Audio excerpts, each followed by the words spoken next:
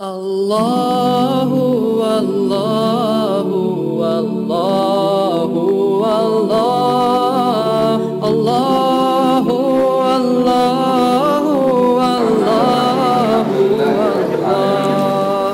Salatu wassalamu ala asyrafil mursalin sayyidina Muhammadin wa ala alihi wa sahbihi ajma'in, amma ba'd.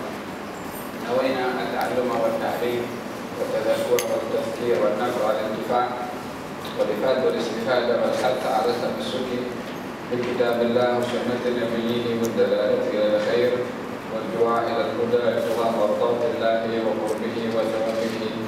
آمين اللهم آمين.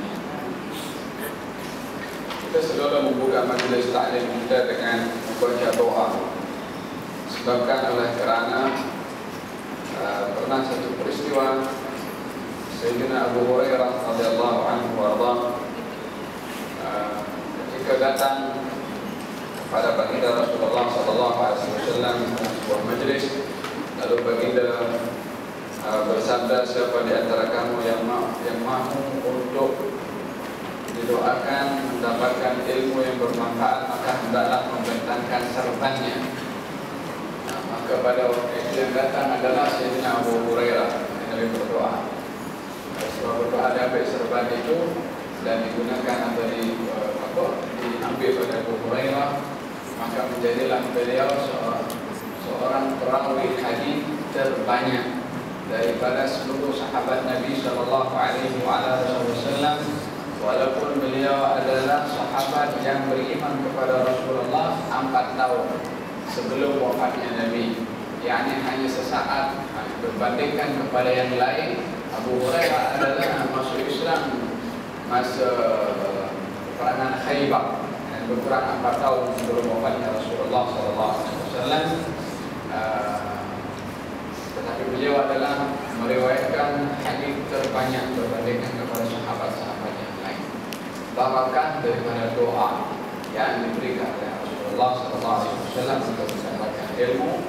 Oleh sebab itu, setiap kali kita membuka majlis taklim, kita buka dengan doa, dengan harapan moga-moga ilmu yang kita dapat itu menjadi sebab datangnya ilmu yang laduni dari Allah Subhanahu wa taala, karena ilmu itu ada yang tersirat, ada pula yang tersunat. Kalau kata Syekh Abdul Qadir Jailani, masa dia pernah berkhutbah, ingin menyampaikan khutbahnya, kata anaknya mengatakan, wahai abang, biar besok saya akan ceramah. Kata anak Syekh Abdul Qadir Jailani, anaknya merasa heran dan pelik. Setiap kali abahnya berceramah, orang menangis. Bahkan pernah satu peristiwa bila mana Syekh Abdul Qadir Jailani berceramah, sampai orang itu meninggal dunia di majlisnya karena gerung dengan isi kandungan ceramah di Syekh Abdul Qadir Jailani, yakni meninggal karena takut kepada Allah Subhanahu wa taala. Anaknya ini merasa heran, apa cakap benda biasa dia kata, aku nak ceramah esok. Abahnya kata, kamu belum tiba waktunya apa berceramah? Dia kata, tak, aku nak berceramah juga. Kata abahnya, okey. Malam tu dia buat isi ceramah indah, susunan kata-katanya pun balaghah cantik semua. Berceramah panjang lebar, esok harinya tak seorang pun menangis. Last kali lepas dia turun, abahnya naik, Syekh Abdul Qadir Jailani. Lalu dia berkata, semalam aku bermimpi kucing mencuri ikan. Semuanya menangis. Pasal kisah kucing mencuri ikan. Kata-kata kucing mencari ikan ini adalah kata-kata yang tersurat dan keluar daripada mulut Syekh Abdul Qadir Jailani. Tapi yang tersirat daripada kata-kata itu, Allah yang bagi pemahaman kepada masing-masing dengan pemahaman yang berbeza satu dengan yang lain. Yang satu memahami dia mencuri dosa orang lain, yang satu memahami dia mengumpat atau menodai kehormatan orang lain, dengan begitu dia zalim kepada orang lain. yang satu begini, pemahaman yang berbeza-beza diingatkan daripada kata-kata kucing mencuri ikan, pemahaman yang berbeza berlaku kepada masing-masing jamaah, dan semuanya pada menangis disebabkan oleh kerana pemahaman yang diberi oleh Allah Subhanahu wa taala melalui apa yang disampaikan. Oleh hada kita memohon kepada Allah Subhanahu wa taala dengan ilmu yang kita belajar ini diberikan ilmu yang lebih dari Allah Subhanahu wa taala, kerana Allah Subhanahu wa taala lah yang akan memberi kesan kepada ilmu yang kita belajar, insyaallah. Kita sampai kepada ayat yang ke-63 surat Al-Baqarah. A'udzu billahi minasyaitonir rajim. Wa idh akhadna mitsaqakum wa rafa'na fawqakum at-tura khudhu ma atainakum biquwwatin wadhkuru ma fihi la'allakum tattaqun. Thumma tawallaytum min ba'di dhalika falawla fadlullahi 'alaykum wa rahmatuhu lakuntum minal khasirin.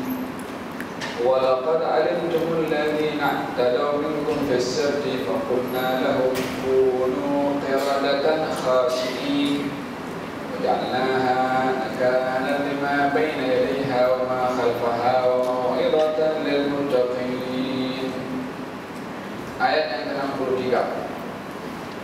Dan ketika kami mengikat perjanjian denganmu dan angkatkan bukit Tur ke atasmu, ambillah apa-apa yang kami perintahkan kepadamu dengan kekuatan, dan ingatkah apa-apa yang di dalamnya, yakni Taurat, mudah-mudahan kamu bertakwa.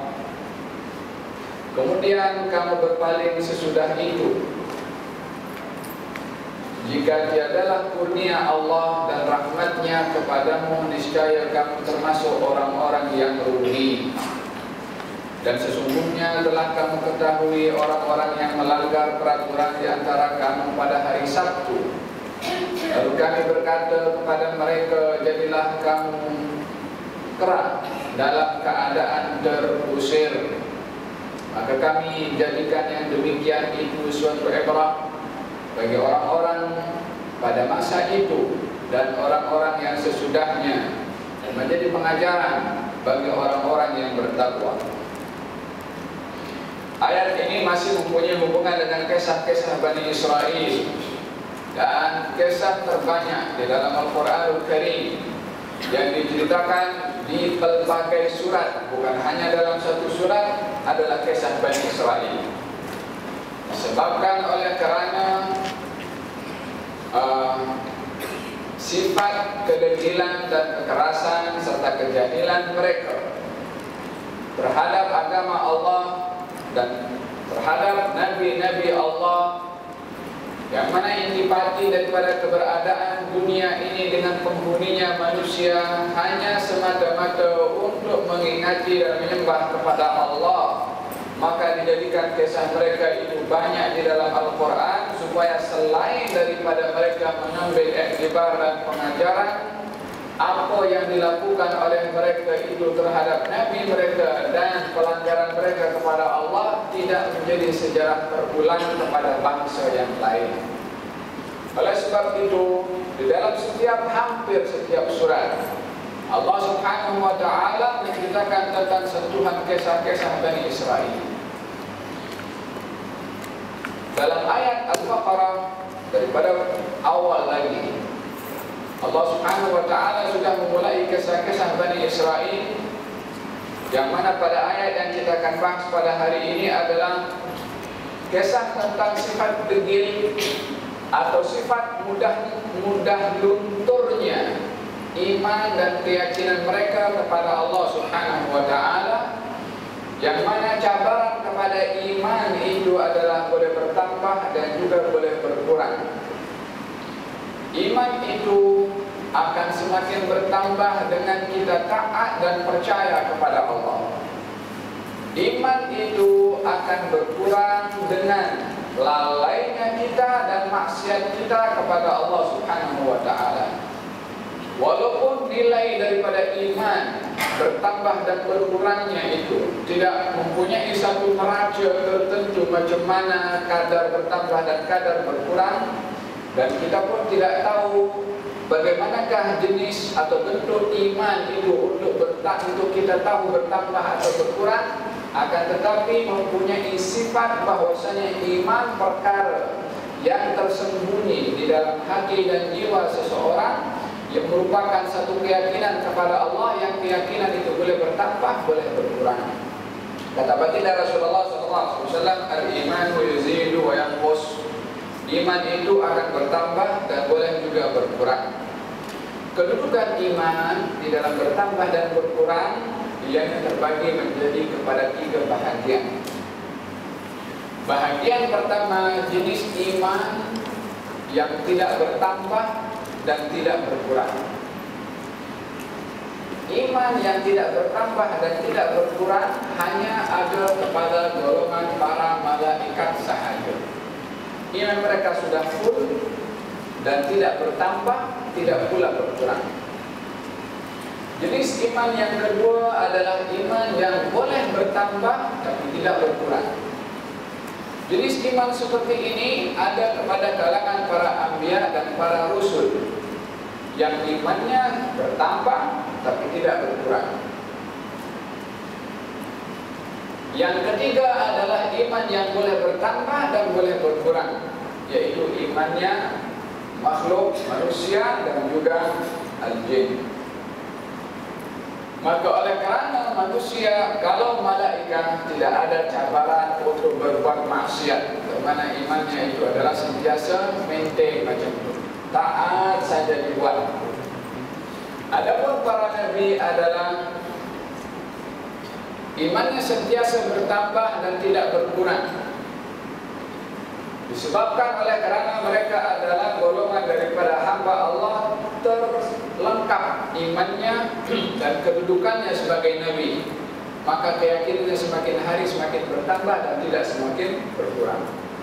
Tapi manusia yang terjebak dengan hawa nafsu, terjebak dengan fitnah dan dugaan, maka ianya imannya itu dengan cabaran-cabaran yang ada, hari ini bertambah, dosa berkurang dan seterusnya seperti itu. Oleh sebab itu Nabi bersabda, al-imanu yazidu wa yanqus. Iman itu boleh bertambah dan boleh berkurang. As-sahabah bertanya, macam mana iman itu bertambah dan macam mana berkurang? Dijawab, iman itu akan bertambah dengan zikir kepada Allah dan ibadah kepada Allah. Iman itu boleh berkurang dengan lalainya seseorang daripada Allah dan maksiat orang itu kepada Allah Subhanahu wa ta'ala. Maksiat dan taat